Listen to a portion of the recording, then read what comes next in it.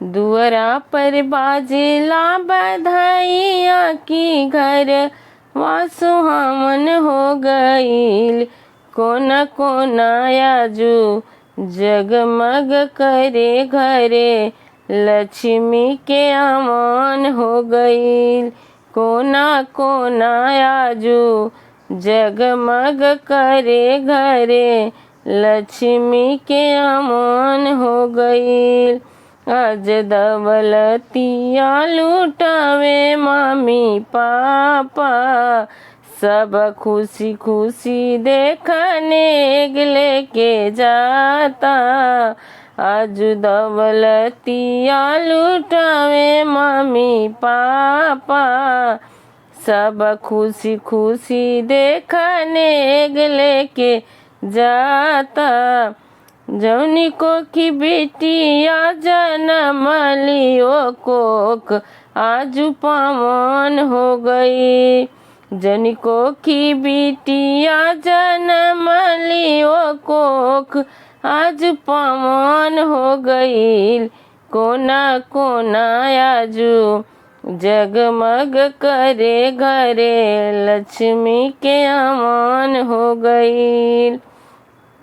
अतना उमंग बाकी हिया में नया टता हित मित हिल मिली खुश होके नाचता।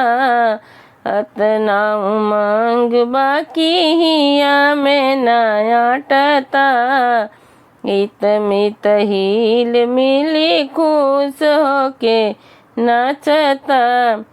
बरसेला सुख के सवन मत मन के नहावन हो गई। बरसेला सुख के सवन मत मन के नहावन हो गई। कोना कोना आजू जगमग करे घरे लक्ष्मी के आगमन हो गई। हरि से हमनियों के यही बमंगनमा हरि से हमनियों के यही बमंगनमा। बेरी बेरी आवे भैया खुशी के ये दिनवा बेरी बेरी आवे भैया खुशी के ये दिनवा। धन भल सुनाए ना के कोखियात सीता के आगमन हो गई। धन भल सुनाए ना के कोखियात सीता के आगमन हो गई। कोना कोना आजू जगमग करे घरे लक्ष्मी के आगमन हो गई।